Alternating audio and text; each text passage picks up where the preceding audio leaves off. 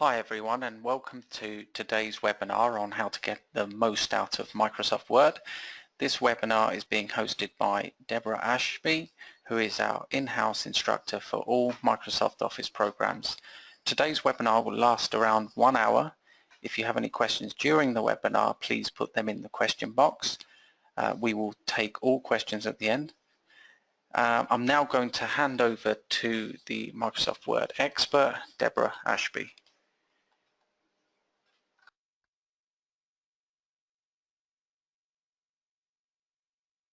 Good afternoon everyone, and welcome to this afternoon's webinar on Word tips and tricks, how to make the most out of Word.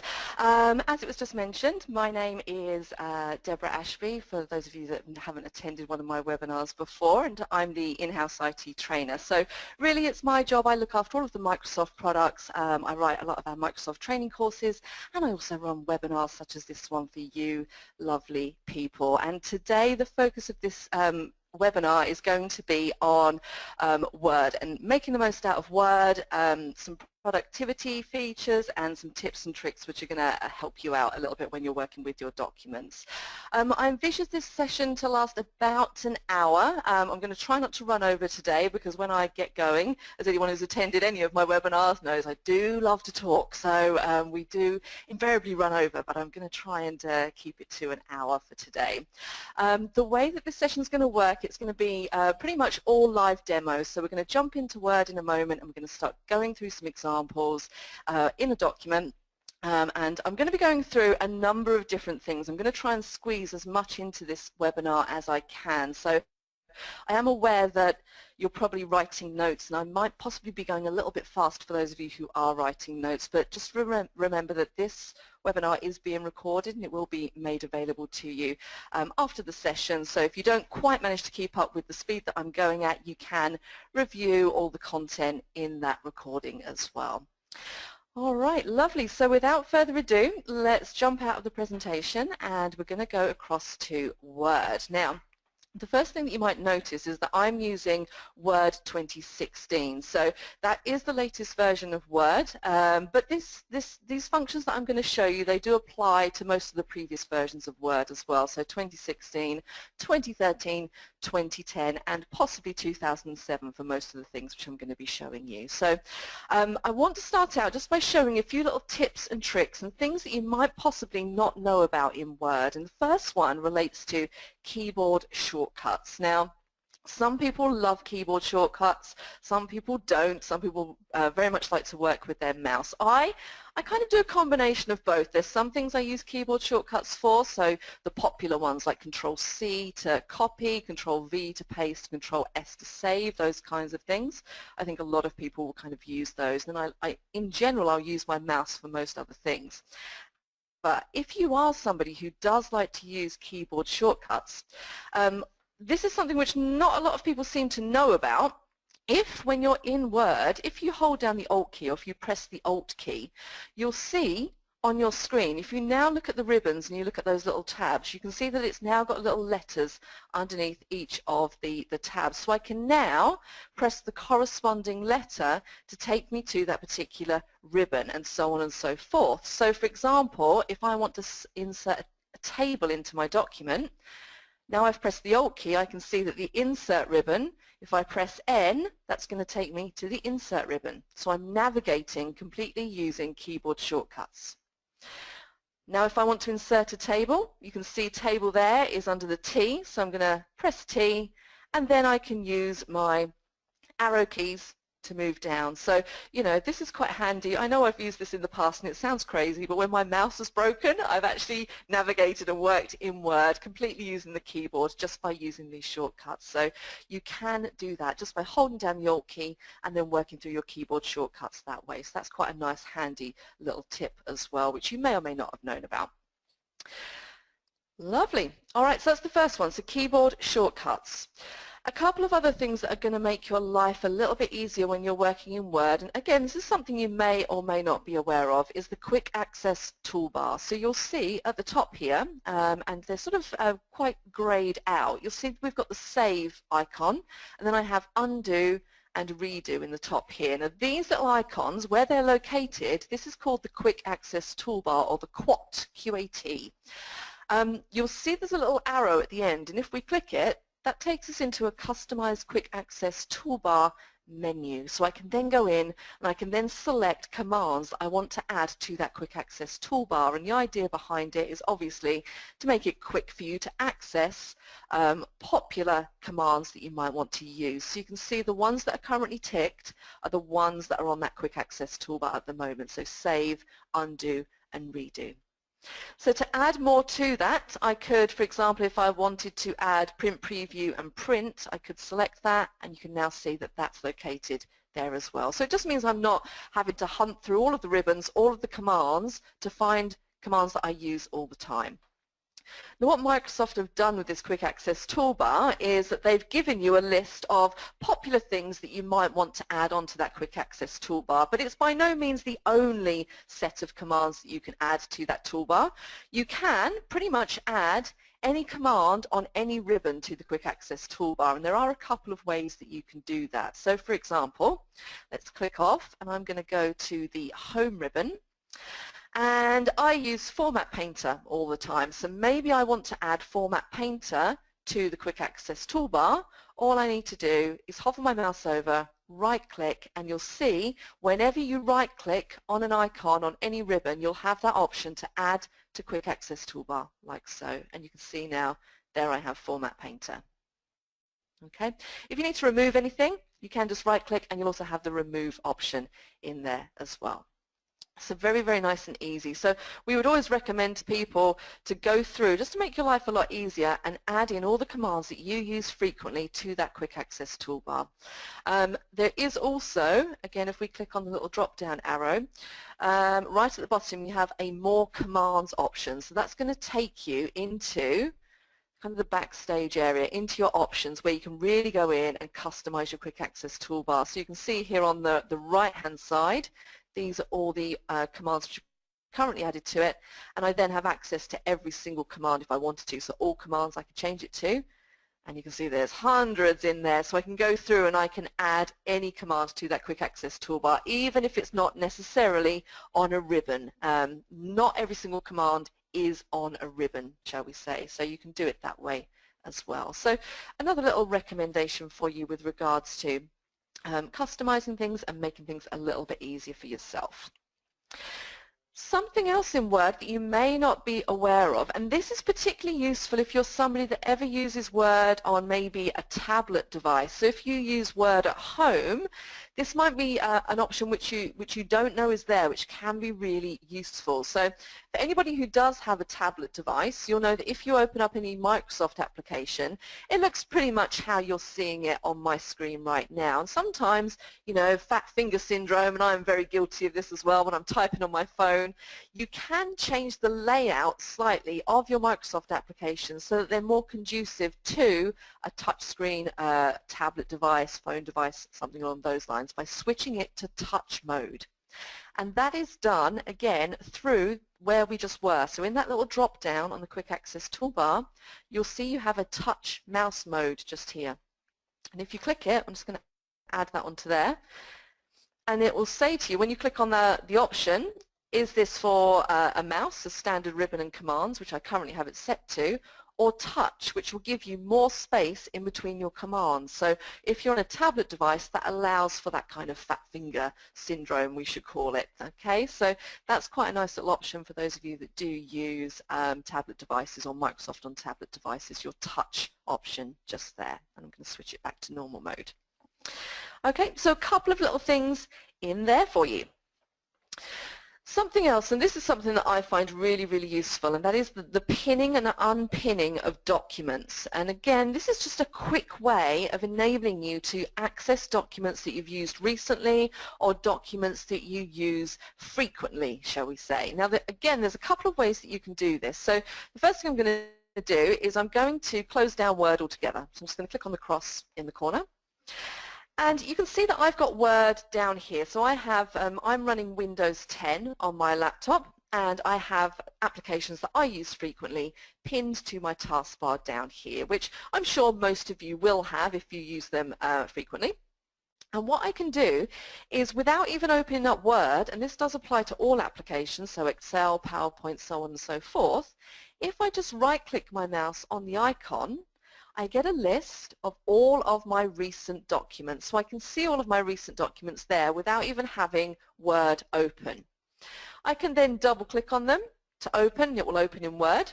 However, what I can also do is, you'll see that as I hover over these documents, I get a little pin icon. So for example, this one here, trainer's notes. If I click on the pin, that's going to create a new little section at the top called pinned, and it's going to put any document that I've pinned into the top there. So those will always be there. So what I like to do is kind of pin documents that I use or access all the time. So it just makes it so much easier. I don't have to go into File Explorer. I don't have to hunt around for my document. I can just right-click on Word, and there are my documents pinned to the top.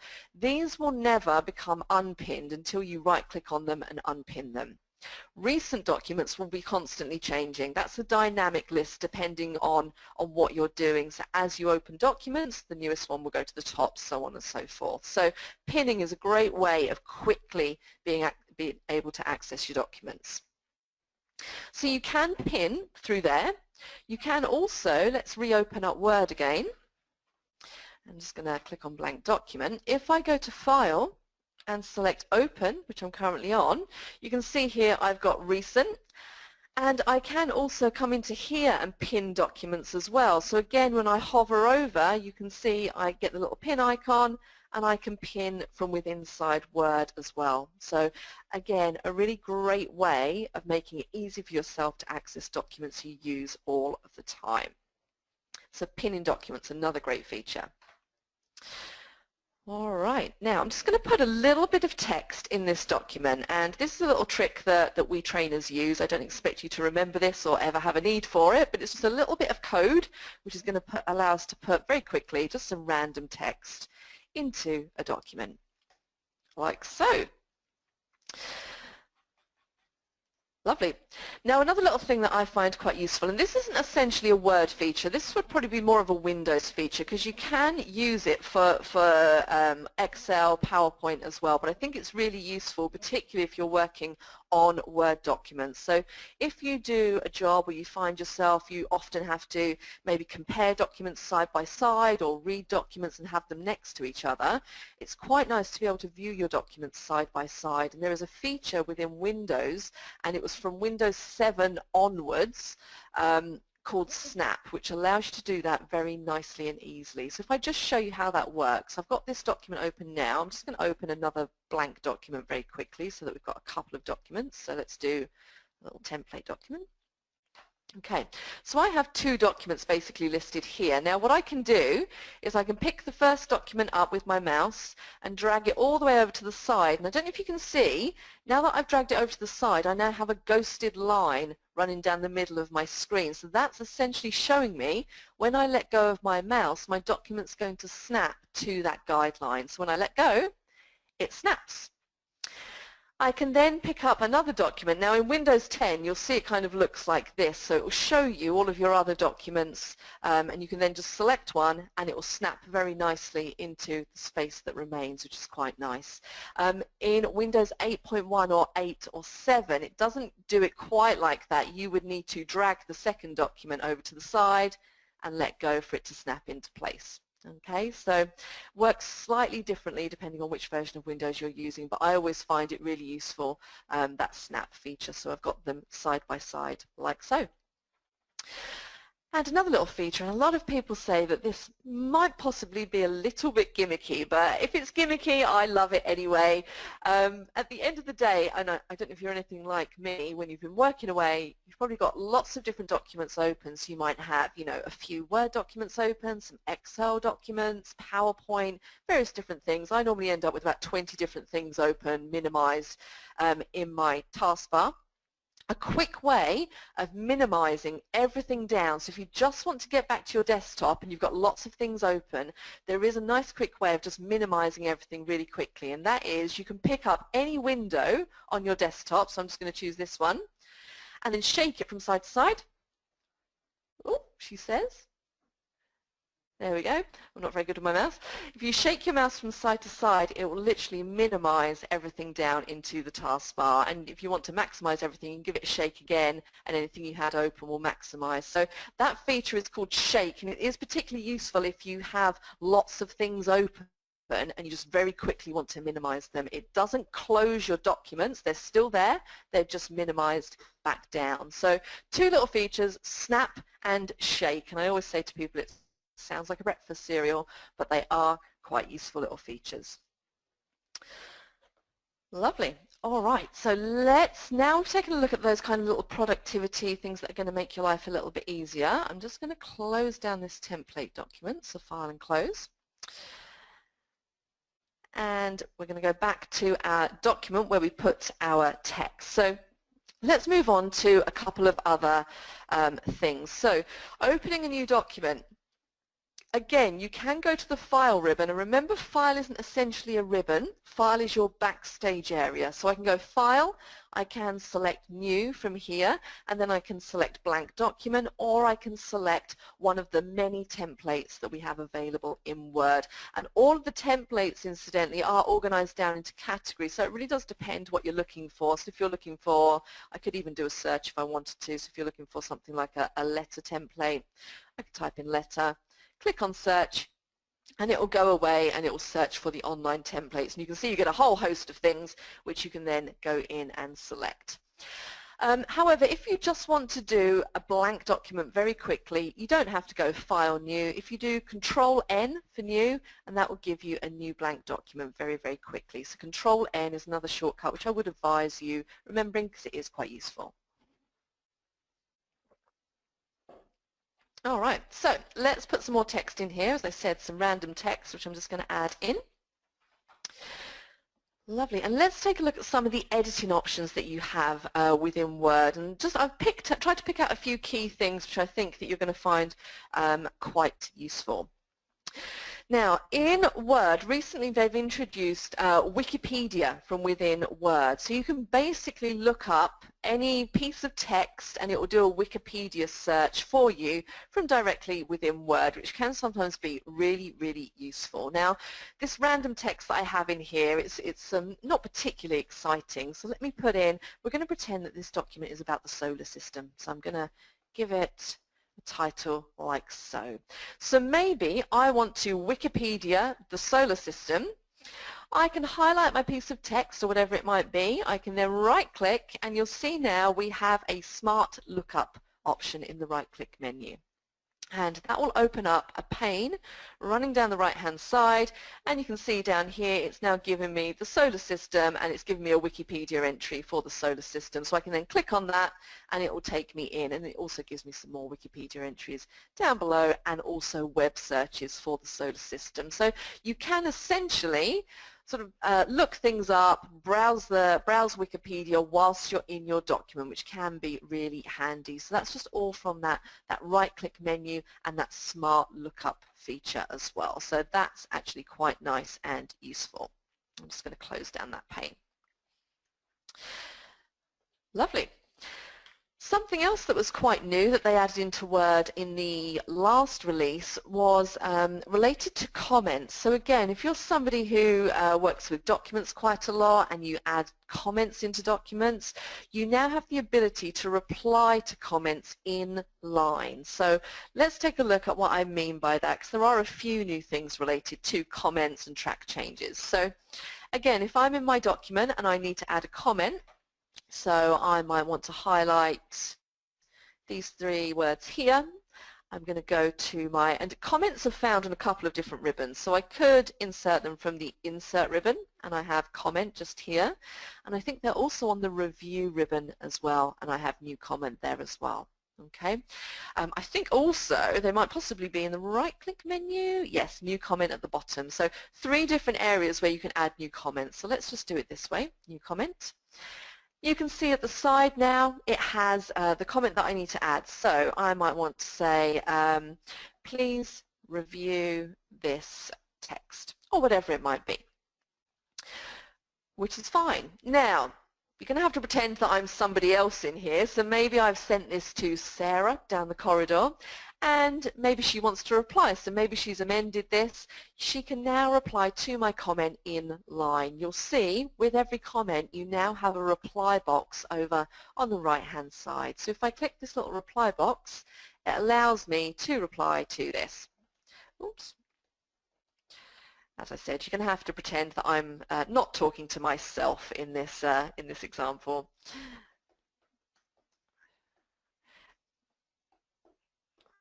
Okay, so inline comments, a really, really nice new little feature in Word. Something else you also have relating to comments is something called simple markup, and if you use track changes and things like that, again we're going to stick on the review ribbon, which you can see up here in the tracking group. Currently I have all markups selected, so any comments, changes I've made are currently showing, which is correct. I can see any comments in this document. However, there is a new option called simple markup, and again this was added in the 2013 version, I think. Simple markup, if I switch to that, it's just a bit more of a discreet way of showing your comments. So my comments are still there, but we just don't have that big block running down the side of our Word document. I just have a nice little speech bubble just here, which I can click on and I can see the comments in that way as well. So you have the option of simple markup, or you've got your options that you're used to as well, so all markup will show them kind of in the document. So that's quite a nice way of viewing your comments. Lovely. Now I'm going to go in and I'm just going to delete these comments, so delete all comments in document.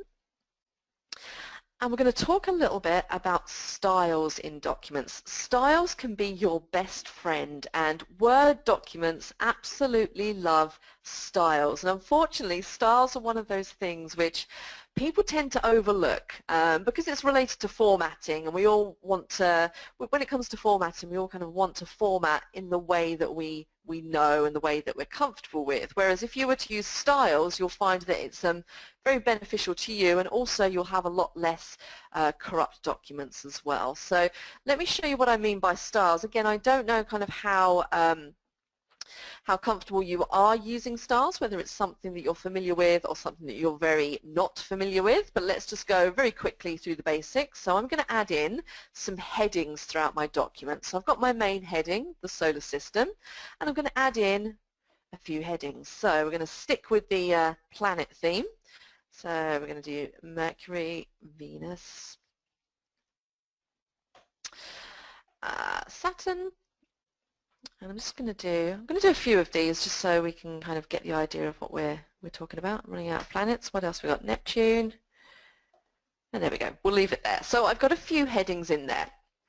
I'm now going to format those headings so that they stand out. So currently my headings aren't standing out. So what you would normally probably do is you would apply some formatting to the heading and those subheadings as well. So you might decide to make them bold, you might decide to make them italic, you might even decide to change the color of the font. And I could do that by simply going in and double-clicking on Mercury and using my little mini toolbar that comes up here to maybe change it to red, make it bold, make it italic, you know, whatever I wanted to apply.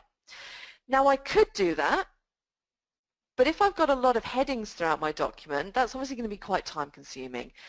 This document isn't particularly long, so I could go through, but if you can imagine some of the documents which you might be working on, which might be 10, 20, 30 and above pages, if you've got headings running all the way through, you don't particularly want to spend time going through applying that same formatting. Even though there are tools we could use, such as Format Painter, to make that a little bit quicker, your life is going to be made so much easier if you get into the habit of using styles in your document, and your document will love you for it.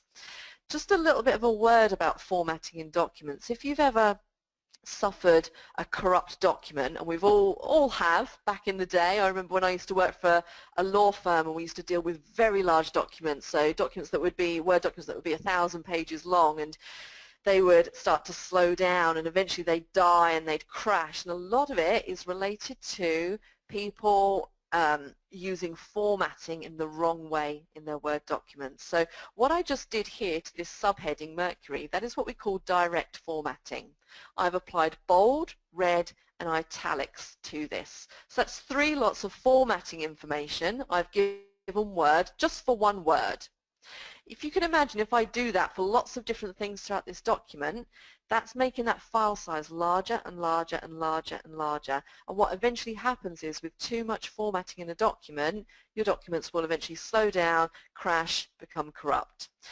We want to make sure that our documents are as slick and as efficient as possible, and the way to do that is to use styles. And you'll find that if you do get into the habit of using styles, you'll have a lot less corruption in your documents. So let's just Control Z a few times and get our Mercury back to where it was. So styles, on your home ribbon you have a big old group called styles. It's this big long one just here, and you can see we have in there normal, no space, heading 1, heading 2, title, lots of different things. If I click the drop down arrow at the end of this group for more, you can see all of the styles. These are the inbuilt styles that Word gives you. So you can see here it's saying heading 1 looks like that. And as I hover over, because live preview, you can see what that's going to look like if I was to apply it to my paragraph of text. So in general, what you would do is you would use heading 1 for the first level of headings, heading 2 for the second level of headings, heading 3, 4, so on and so forth as you go down your levels of heading. Now you might not necessarily want your headings to look exactly as these headings look. Those are the defaults that Word gives you. You can change those if you want to. So for example, in the corner of this group, if you click the little drop-down arrow, this is where you have your styles pane. So you can go in and you can modify any of these. So if you hover over, for example, heading 1, if I don't want my heading 1 to look like that, like blue and quite large, maybe I want it to be red and bold, I can hover over heading 1, I can click the drop-down arrow and I can select modify, and I can go in and I can modify that to however I want it to look. So you're not stuck with the ones that Word gives you. You can go in and modify it to your own tastes. Okay, I'm not going to change these because I actually do use these, but I know a lot of places have like their own way that they like documents to look. So in case you weren't aware of that, you can go in and change those. So I'm just going to go in and I'm going to apply to the solar system. So I'm going to highlight it and I'm going to select heading 1 because that's my main title. And then my subheadings, I'm going to highlight Mercury. I'm going to click heading 2. Now if you do have quite a few to do, if I want to apply heading 2 to the rest of these planets within this document, I can highlight by holding down the control key, which will allow me to highlight multiple. So I'm going to select Venus, I'm going to hold down control and then click in the margin next to Saturn. You'll see it will allow me to do that, so on and so forth. So this means I can apply everything all in one go. So once I've got them highlighted, I can then click on heading 2 and that will apply heading 2 to those. Okay, so that makes it quite nice and quick. The good thing about that as well, when you use styles in your document, say this document was 30 pages long, if I then sent that to my manager and he said to me, you know what, I don't like the look of those headings, I want them all to be red, if I've used styles, I can change them in a couple of clicks. If I hadn't used styles, to go through all 30 pages manually changing those to red. Okay, so if he now comes to me and says I want all of these subheadings to be red, all I need to do is go into my styles pane again by clicking on the little arrow in the corner. I know that these are heading 2s, so I'm going to select the drop down next to heading 2 and I'm going to do select all. I can then go in to my formatting area and change the font color to red, and very quickly I've done those. So if I hadn't have used styles, it would not be that easy for me. So it's just a way of saving time. So that's one way that styles can be used. Another useful thing, if you have used styles throughout your document, and you'll see I keep harping on about styles because they are so useful for many different things. So that's one way. It keeps your document clean, keeps your document safe, it keeps your document free from corruption. It allows you to make changes very quickly, so it's time saving. It also allows you to navigate around your document really quickly as well if you have used styles. So let's jump across to the View ribbon. Now you'll see on the View ribbon in the Show area we have a little option called Navigation Pane. So I'm just going to put a tick in the Navigation Pane box. And you'll see on the left-hand side it's now brought up a little navigation pane, and it's pulled into it all of the headings. So if I've marked something with a heading 1, a heading 2, 3, 4, 5, it's going to pull it into that pane. And this is perfect. Again, we only have a very short document in this example, but if you can imagine, if you've got a 200-page document, if you've got stars throughout, I can navigate very easily by just clicking on the area that I want, and it will jump me to that part of the document. So it's a great way for being able to jump around really, really quickly, and you've been able to see where your headings are as well. You can also move things around, so you can drag and drop these. So I can move Venus and drag and drop, and it will actually move that paragraph of text within the document as well. So it's a great way of reordering sections without having to do copy, scroll down, paste. You can just drag and drop in the navigation pane as well to move your sections of text around like so. All right, so another really good reason to start using styles when you're creating your documents. And to close that navigation pane down, we're just going to click on the close button in the corner. The final thing before I come off the topic of styles altogether, because I'm sure you're probably thinking, oh, she really does love her styles, doesn't she? I do. And this is related to table of contents. So again, if any of you have had to put in a table of contents in a document, and this seems to be something which people are really unsure about, and there's some people that don't seem to know that you can actually put a table of contents into a Word document. Again, you must have your document using styles if you want to utilize Word's table of contents feature. If you have used styles throughout your document, super easy to put a table of contents in a document. So let me show you very quickly. So I want a table of contents on the front of this document. I'm going to click my mouse and I'm just going to press return once, and I'm going to go to the home ribbon, and I find when I'm doing things like this or doing formatting, it's very useful to turn on paragraph markers. So what I mean by that is in this paragraph group you'll see we have a little option here called show hide. So I'm going to click that, and it just shows me all of the paragraph marks, which is sometimes really, really useful. It will also show if you've got a page break in a document. You can't see a page break or a section break until you turn on show hide, and then you can see it. So it's always really useful to see all that underlying formatting. So I'm going to turn that on. And what I'm going to do is I'm going to put in a page break so that I've got an entire page for my table of contents. So when it comes to putting in breaks, you could, again, there's a few different ways that you can put breaks into a page. I could go to Insert, and there is a breaks option just there, or page break option just there. Or I could go to Layout, and you see I have a breaks option there, and this gives me page breaks, which I can use, or section breaks in here. Or if I'm just want to do one very quickly, if I press Control and Enter, that's going to give me a page break very quickly. So I quite like using that shortcut of Control and Enter if I just want a very quick page break. So I'm going to place my cursor before that page break, and I'm going to insert my table of contents. This is so easy. As long as you've got styles in your document, super easy. I'm going to go to the References ribbon at the top here.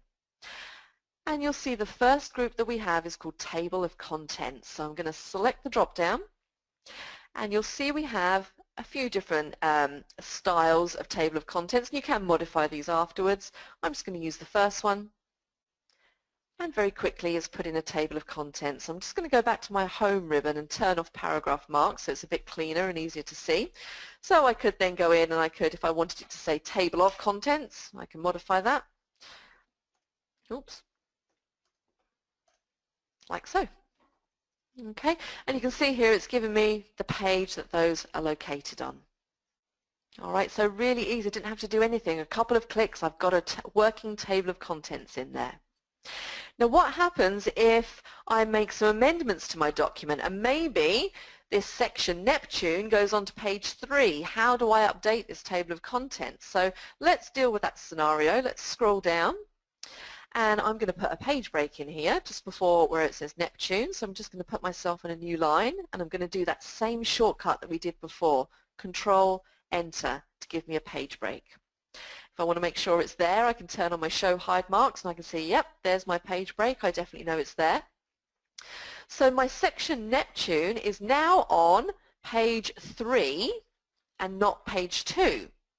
But my table of contents still says it's on page 2. So once you make changes that are affecting the layout, you want to make sure you get into the habit of going back to your table of contents and updating it. Okay? Again, a couple of ways that you can do it. If you click in your table of contents, you'll see you then get an update table option just here. If you click update table, it's going to say update page numbers only or update the entire table. I always do update entire table and click on OK, and you'll now see that it's changed. Neptune is now on page 3.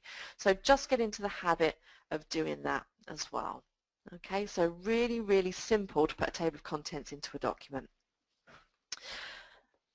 Lovely. All right, let's move on to something else which people, I find anyway, people tend to struggle with a little bit, and that is headers and footers, linking, unlinking, page numbering, things like that. Probably one of the most common things I get asked. In fact, I had somebody in my team ask me about it the other day. They were working on a large document and they were trying to have a header on one page, but then they didn't want it on the next page, but if they deleted it, it would delete off all the pages, and they were just really confused as to how you actually kind of manage headers and footers, how you link them, unlink them, make changes. And I can completely understand if you've ever had this problem. I remember when I was first learning Word, it's one of the things I found really frustrating was the headers and the footers, because I just didn't understand what it was doing. I thought, I'm deleting it. Why is it deleting it off everything? So let's go in so that you understand exactly how you deal with these situations. So let's add a header and a footer into our document. So we've got 3 pages in this document. And I find the quickest way, if I want to do anything relating to headers and footers, is just to double-click your mouse in the header area, and that will take you directly into the header. And it will give you the header and footer tools contextual ribbon at the top here. So you can see now I have a design ribbon and I have all of my options for my headers and footers on my contextual ribbon. Remember, those contextual ribbons only appear when they're needed. If I click out of the footer, if I double click onto the page, that ribbon disappears. So it's a contextual ribbon. Lovely. Okay, so I'm going to add some stuff. That's the technical term, some stuff into my header. Now you can pretty much add and customize these however you like. You can add your own pictures. You'll see there's an option for pictures, so I could put a picture that I've saved off, a company logo, whatever it might be in this header. I can put text. I can put whatever I like in my header. Just for this example, I'm just going to go with some of the default options that they have. So in this first header and footer group, I'm going to click header. And I'm just going to go with this little thing here. So I'm going to call this document the solar system. So this is just one of Word's default headers. And I'm going to click close header footer. So I've added that header into my document, and if I scroll down, even though I only added it once, you'll see that that header is repeated on every single page in my document. Okay. Now, what if I don't want that header on every single page? What do I do? Well, this is what most people do, is they say, right, I don't want this header on page 2, so they double click, they come into here, and then they delete it and close their header and footer. And then they're like, oh, it's deleted it off of every single page. And this is where the confusion comes. People are like, well, I deleted it off page 2, but it's disappeared off all of my pages. What am I doing wrong? And this situation arises because you haven't sectioned up your document correctly. Okay, headers and footers, if you want to manipulate them and have some on one page and maybe not on the other page, you need to make sure your document is divided up into sections. So that's what I'm going to show you how to do next. In fact, I'm going to show you how to do this on my other document because we've got some page breaks and stuff in there. So let's go on to my other document. And we've got a couple of pages in there. I'm going to add in a little bit more text just so that we've got about 4 pages or so. So let's just add in some more. Lovely. And I'm going to go back and I'm going to add in a header again. So double click in the header. I'm going to go to header and add that in and change that title to oops, I can't spell today, the solar system. All right, so as we know, that's going to appear on every single page. What I want is I want to remove the header from page 2, but then I want it again on page 3. So how am I going to do that? We've already seen if I go in and remove it from page 2, it's going to remove it from the entire document. Now, this is where it's useful to know about sections in your document. Now, if you cast your eyes down to the bottom left-hand corner of the screen, you can see it currently says section 1. So where I'm clicked now, that is section 1.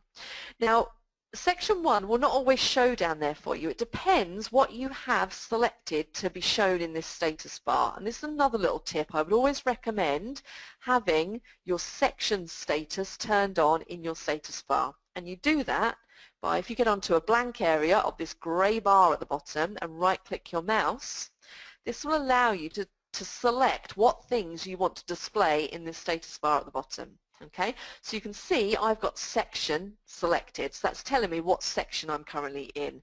There's lots of other things which you can customize in here as well, so if you want to see when you've got your caps lock turned on, you can make sure you've got that option selected, lots of different things, so it's worth having a little look in there and customizing your status bar. So I've got my sections turned on so I can see that I'm in section 1. So if I move down to page 2 and click in there, I'm still in section 1. So because I haven't added into this document any section breaks, my entire document is essentially just section 1. So that means any change I make to the header in section 1 is going to apply to all of section 1, which is why when I delete it, it disappears from every single page. So what I need to do is split my document up into sections so that I can then delete things from a particular section and it won't affect another section, if that makes sense. So let's put that into practice. I'm going to scroll back up. So I want to keep my header on page 1. However, I want to delete it on page 2. So what I need to do is I need to section off page 2. So I'm going to put in a section break at the end of this page. So I'm going to click here. I'm going to go to the layout ribbon and I'm going to go to breaks, and you'll see we have section breaks just here. Now I don't want to put a section break and have it go on to the next page, so I'm just going to put a continuous section break in, which is just going to add a section break for me, and I'm going to turn on my show hide marker so you can see that. So section break, there we go. So now you'll see if I click either side, so if I click my mouse above the section break, and if you look down in the bottom left hand corner it says section 1. If I click below the section break, I'm now in section 2. So if I delete from section 2, it's not going to affect anything in section 1. So this is what you need to do. Okay. Now another thing, I do want my header to be on section on page 3. So I want to add in another section break, because if I don't, the rest of the document is section 2, so it's going to delete it from the rest of the document. Okay, so you need to start thinking about how you split up your document. So I've got my section break there, and I'm going to add in another one at the end here. So I'm going to go to Layout, Breaks, and I'm going to do the same thing, section break continuous. So now this is section 3. So I now should be able to delete the header from section 2 by double-clicking in here. And I'm going to, just highlight this and delete and click on Close Header Footer. Oh, what did I do wrong? Sorry, guys. Let me just do Control Z.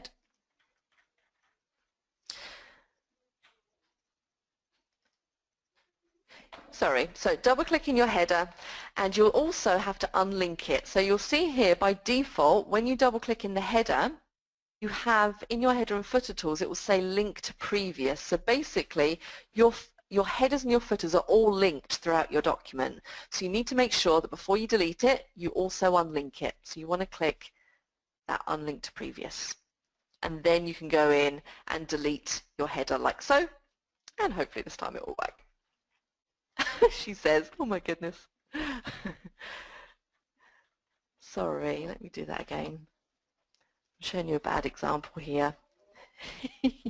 I think I need to go into page 3 as well. Yeah, so you see what I mean. So if you go down to page 3, all of these pages are linked through, so you're going to need to, depending on how you've divided them up, unlink them. Otherwise it's going to do what you did in the previous section. So just close that now. And you're going to need to unlink your document. Break that link like so, and then you can go in and delete. So I still get these wrong, as you can see. There we go. So we've got our header there. We've got no header on there, but we have our header on the 3rd page. So you need to split your document up into sections and then do unlink to previous in order to get those to flow through. As you can see there, sometimes it doesn't work for me when I do it as well. You think, oh, I've forgotten to unlink it from previous, or I haven't put a section break in. There's a few different things to remember in there, and if you don't do it that often, then it can be a little bit difficult to remember. But hopefully that's kind of giving you an idea, because I know that is something that confuses people quite a lot as well. Split your document up into sections and then unlink your headers. Lovely. All right, so that is your headers and footers, linking and unlinking. Couple of other things that are worth mentioning relating to pictures. So I'm going to go to page 1 of this document and press enter. And there's now a couple of new functions when it comes to pictures as well. So if you want to insert pictures into your document, if you go to the insert ribbon at the top, we now have the ability to insert online pictures as well. So if you have a picture saved off onto your C drive or saved locally, you can insert that still exactly the same way by clicking on pictures, but you can also click on online pictures, which will then allow you to go in, once mine loads. It's probably going to be quite slow. There we go. And it will allow you to go in and search the internet essentially for a picture. So this is Microsoft, and so the default search engine is Bing as opposed to Google, but pretty much your search results are going to be the same. So I could go into here and I could do the solar system. In fact, let's just do solar system. And hit return, and it's going to do essentially an internet search, and I can then go in and select a picture to add into my document. So I'm going to select that one there and click on insert, and that's put my picture in there. In fact, I'm going to do one slightly bigger than that, so let's do that again. So I quite like this feature. It just means that you can do everything from within, because I'm constantly going and finding pictures on the internet and then inserting them into documents. I quite like the fact that I can now do that from directly within Word. So let's just do that again. I want to find a bigger picture to put in. So let's do that one just there. Looks good. And do insert. Lovely. Okay, so we've got our picture in our document. Now I'm clicked on it, and I'm sure you're all used to doing the resizing, so the dragging in of the handles in the corner. So it is quite large, so I'm just going to drag that in like so. You'll also see as I'm clicked on it, we have this little icon pop up in the top corner. And if we click that, that is our layout options. This is related to your text wrapping, so how you want your text to flow around that picture. So do you want it to go behind? Do you want it to go square? Do you want it to go tight to the picture? How do you want that to flow around? So currently I have in line with text, which means the text is going to be above and below. It's not going to be around the outside of the picture, but I could change that to square if I wanted to, and it will put the text around, so on and so forth. Okay. You'll also notice, I'm going to keep it like that for a moment, when, and again this is fairly new, there's now some alignment guides that have been added, and these are particularly useful when you are lining up pictures. So if you have a few objects, it doesn't necessarily have to be a picture, it might be shapes, it might be arrows, it might be text boxes. If you want to make sure that they're lined up, sometimes it's quite difficult. If you've got a few different objects on a page and you're trying to get them all lined up in the center, that's quite difficult. What you can now do is when you pick up an object and drag it around, can you see I now have a green line just above my picture? These are called alignment guides, so you'll get these as you move your picture. So now it's telling me, that alignment guide, that I am now aligned to the top of the text in that paragraph. That picture is aligned. I can move it to the middle of the screen, and there'll be one in the middle which is telling me that that picture is now dead in the center of the page. Okay, and it also relates to other objects. So if I had a circle, a shape on this page, it would show me, you know, when I'm in the center of that circle, when I'm dragging and dropping my objects around. So your alignment guides can be really useful when it comes to lining up objects. I find it's really, really helpful. Lovely. Now, something that's really important when it comes to pictures, and this always shocks people when I tell them, because you've probably been doing it this way for years and not realizing the danger that you're putting yourself in with regards to things like this.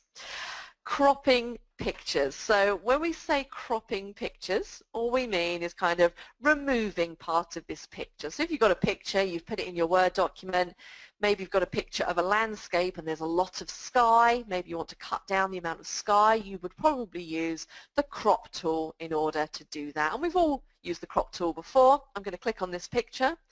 I'm going to go to my Picture Tools contextual ribbon. And I'm going to go to the size group at the end, and you'll see we have a crop option. And I'm going to select crop. And you see I now have these little black handles, we'll call them, around the outside of my picture, and I can drag and drop them in. So this isn't going to be a particularly great crop. I'm going to drag this one down and crop it in half. For what reason I want to do that, I don't know.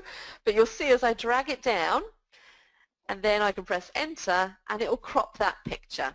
Okay, so we're all used to doing that. However, what most people don't know is that if you were then to send, or if I was to send this document to a colleague, they can very, very easily get back the rest of the picture that I cropped out by just clicking the crop option again.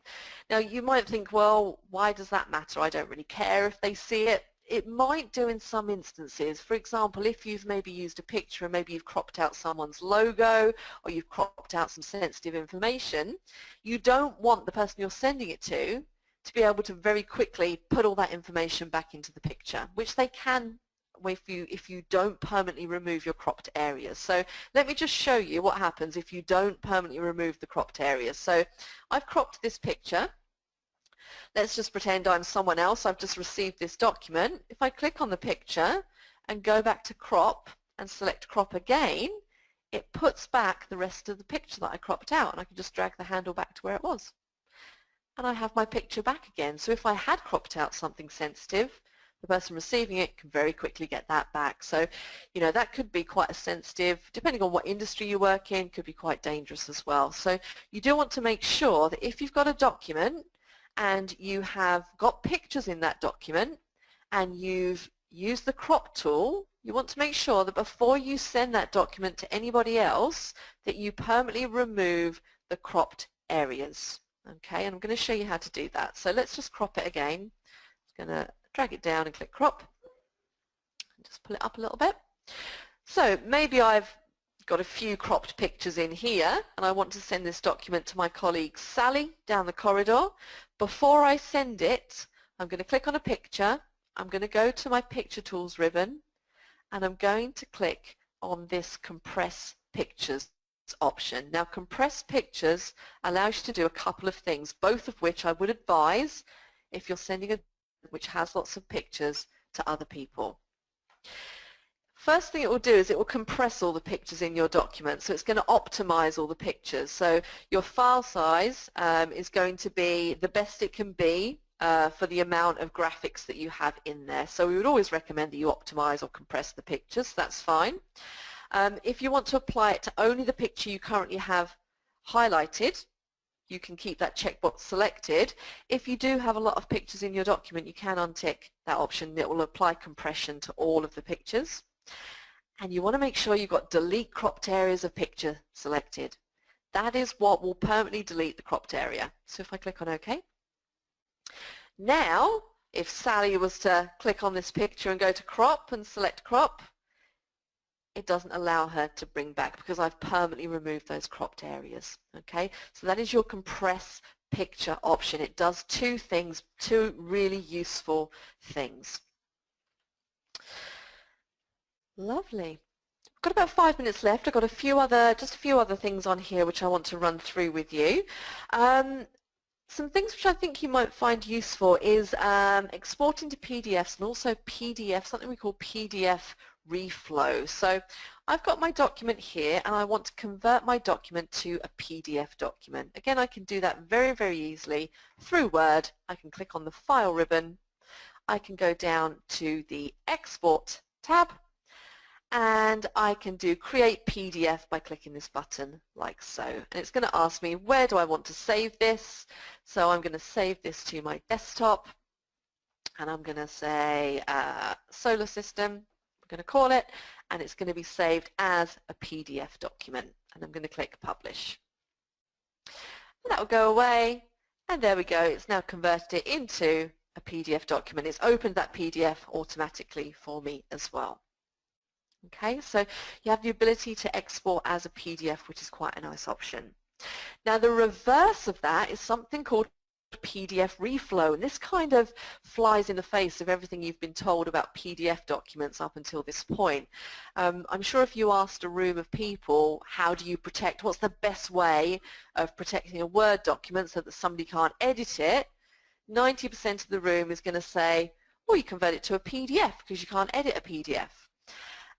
You can now. What you can do is you can very simply convert any PDF to a Word document from within Word, and it's called PDF Reflow. So let's kind of do the reverse. I'm just going to close this down. And I'm going to do Don't Save. Okay, so I just converted that document to a PDF. Now all I need to do is open up Word, and I can do this with any PDF document that I've got saved. I'm going to go to File. And all you need to do is open the document basically. So I'm going to go to Open and I'm just going to go to Browse because I saved it on my desktop.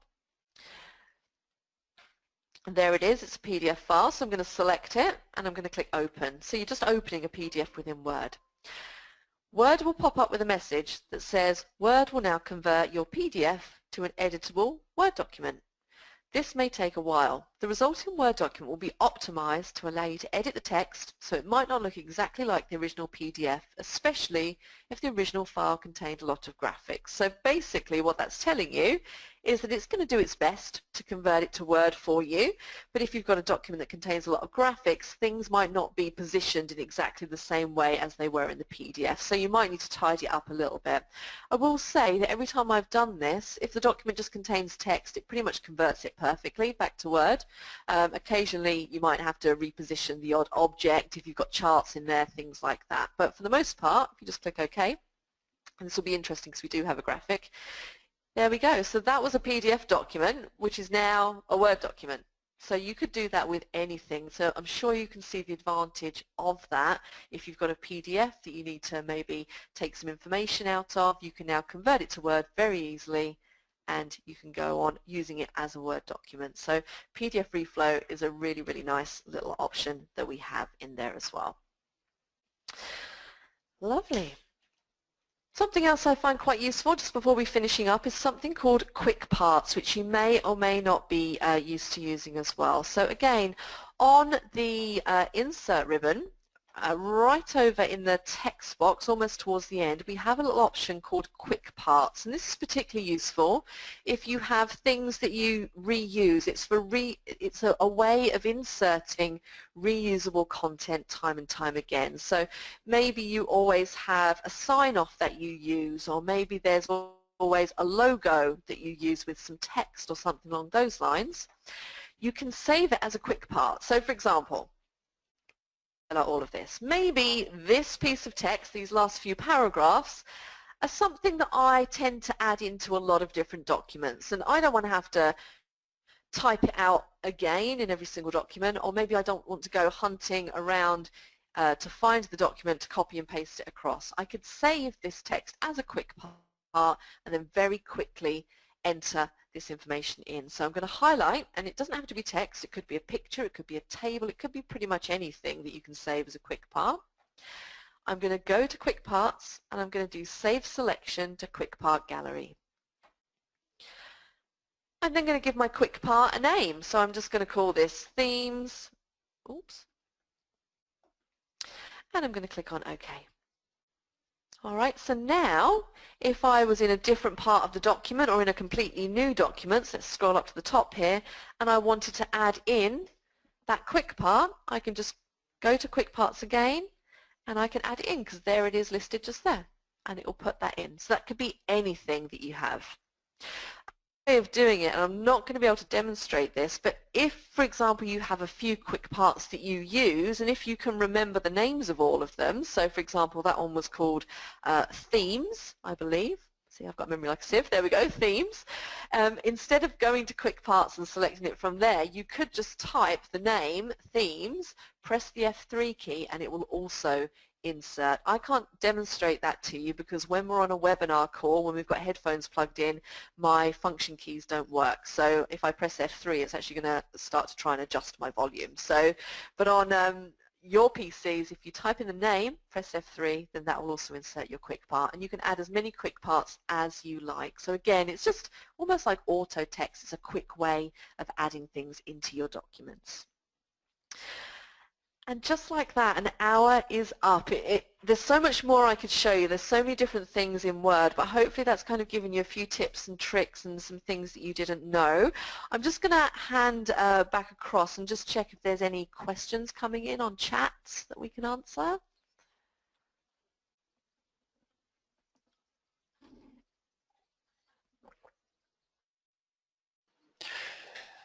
Yeah, thanks for that, Deborah. We've got some questions here. So we've got one from Stephen Elliott, who wants to know, or he says, once you have set your styles the way you want them, are you able to save the styles for reuse on other Word documents? Yes. Do you need to... Hi, yeah, thank you for that question. Yes, that's a great question. So let me just show you. Yes, you can. So what you can do is you can save it to the template. So let's go back. I think I still have that document open, or maybe I don't know. Yeah, what you can do is, let's just put a quick style in here. Yeah, so say you go into your styles pane and you modify these. So maybe you make them red or whatever it is. And we'll just do that. So I'm just going to modify this heading 2, for example. So you'd make your changes in here, okay? Now, what you can do is down the bottom here, you can save it into just this document. So if you just want to use those styles within that one document, you've got the option there, which is the default. Or you can choose this here, new documents based on this template. So essentially, if I select that and click OK, it's going to save that to normal ... which is what all new blank documents are based on. So those styles will be available to you within any document that you create that's based on the normal ... template. So you can choose to have it in just one, or you can have those across all of your templates essentially just by selecting this down here. Hopefully that's answered your question. Thanks for that, Deb. We've got one more question here from Agatha Melvin, who wants to know, does PDF conversion come with Word 2016, or is it available with other versions as well?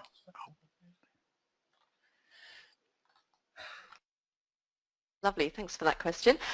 Yeah, great question. No, it's not just with 2016, so it's available for 2013 and also 2010. I can't tell you about 2007 because I didn't use that version, but it wasn't available in 2003, I know that. So pretty much from 2010 on, you have the ability to convert your documents using File Open and just opening that PDF document. So yeah, from 2010 onwards, possibly 2007.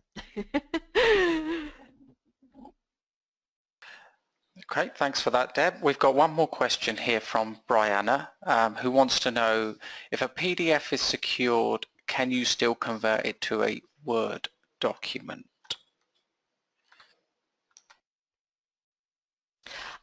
When you say secured, I'm assuming you mean maybe locked with a password, something along those lines. If it's locked with a password, then it's not going to let you open it. Essentially what you're doing is you're opening that document. So if there's some kind of password which you need to enter in before you can open it, then no, you're not going to be able to convert it. However, if you can open that PDF document, then yes, you are going to be able to convert it. So this is what we mean by we tend to scare people a little bit who for years have been like, oh, PDFs are really secure, and then Microsoft basically blown all that out of the water. So with regards to document security, and this is normally a follow-up question we get, what is the best way to protect a document if PDFs can be converted so easily? We would always suggest that the password root, the password protection, things like that. Thank you, Deb. Okay, so that's all we've got time for today. Thanks for coming, everyone. We hope you will join us again for the next one. So have a great day, everybody.